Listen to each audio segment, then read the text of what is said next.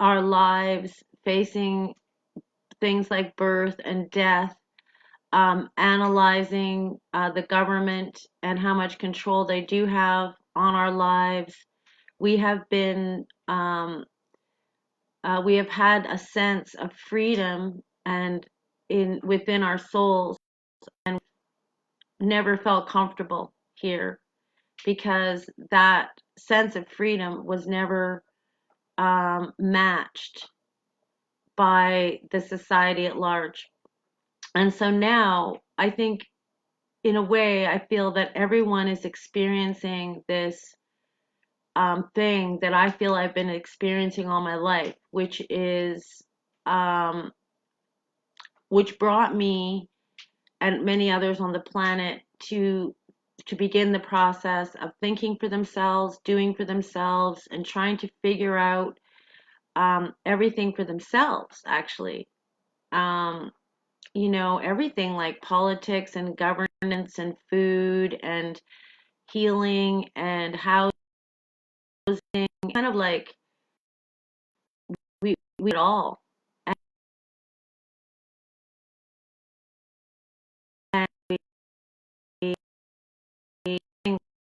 12 and talking about how we felt their mass, uh, like all of this international import and export and all of the sort of out of control systems that we had might crash while we were all up on the mountain, eating berries and around the fire, and that maybe society would just collapse and reform into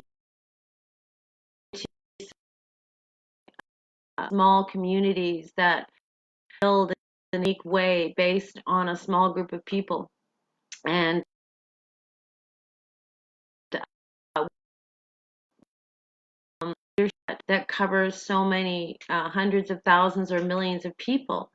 And we felt very much, hey, Hasu, hey, it's so nice to have spiritual leaders here joining me. Like Arnie, um,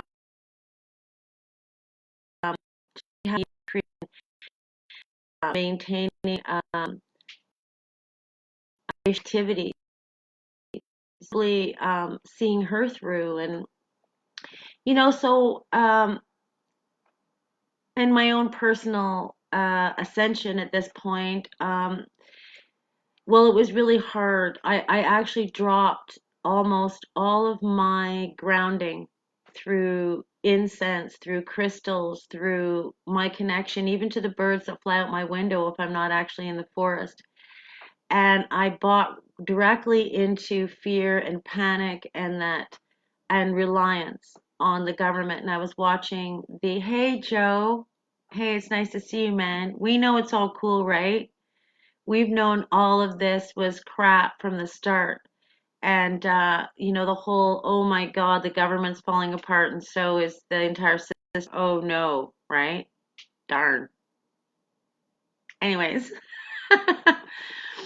um, yeah, so I went through that and I decided that, it was the end of the world, and I needed to instill fear in all my family members and stuff. Then I dropped it. But I still have people in my family very close to me who kind of are hanging on to the idea. And I think there is a lot of people who are, that things will just go back to normal. How long will it take? Do you think it'll take 2 months or 3 months before back to normal? Back to mass produced, um, back to a system that naturally fell, just like every other great civilization has. And people are hanging on to something that needs to reform. It has collapsed. It must reform. And people are getting mad at me because I'm telling them to think for themselves. And they're like, think for myself? You think you're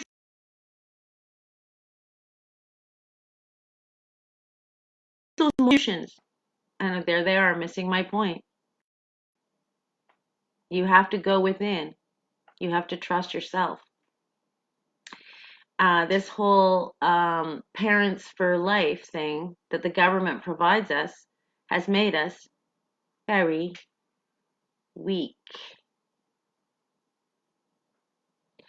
So I don't want to be judgy, but I really am. I know. I was thinking about that, and I thought, gee, my nana was like this church lady, you know what I mean? Who used to say things like, oh, "Don't shock my modesty."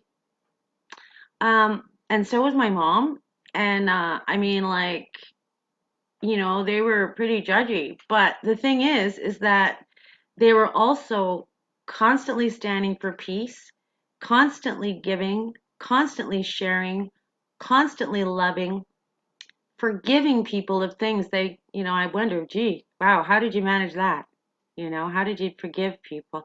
So I think this is the deal there. Yes, I'm very judgy. I'm also very forgivey. And I hope that makes sense. Um, I think this is an important time to forgive ourselves and others, but we must use our minds and take this time to think and assess for ourselves. I asked a question on my Facebook, well, who does have authority over your birth, over your life, over your death, over your illnesses? Well, I guess it's apparent now, isn't it? So, and yes, there's a lot of people that are totally fine all over the planet because they already left society. They already split. They're growing. They already have their own food to rely on now. They already listen to the Hopi prophecies. It's so it's choice. It's a very clear choice time. Um, I don't really want to address what this could be because that's up to you.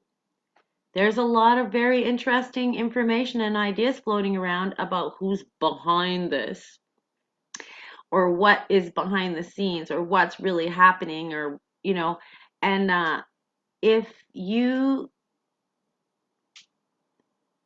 really take control of your life, your vibration, your energy, your thought stream, your power. And this is especially for every person who has lived their life so far feeling like they did not contribute to society and that they were basically useless because you weren't. And that whole time you were sending out this vibration of peace, of freedom. You were managing your soul while everyone else was managing their outer life. And so I really want everyone who has been managing their spirit and their soul and developing that to wake up too. You have a job to do.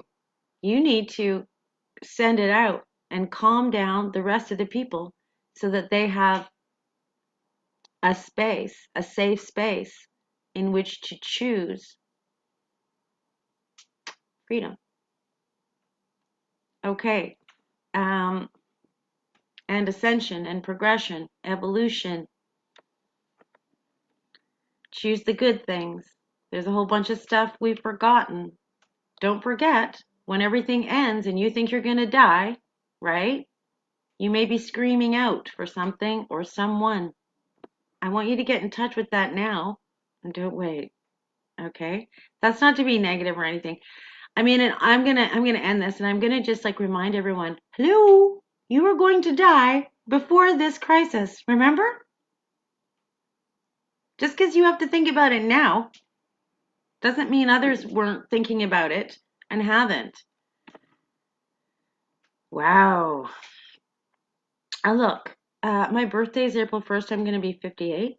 So if I am turning into a nagging old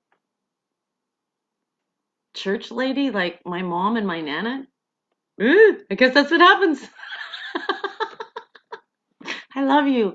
I love you all. I love my family. I especially love everyone who's reaching out to me right now. I'm here for you. I'm here all the time. I'm in my apartment. I'm doing fine. I'm online all the time. It's cool. All right? Is it cool? You need to know. Namaste, namago.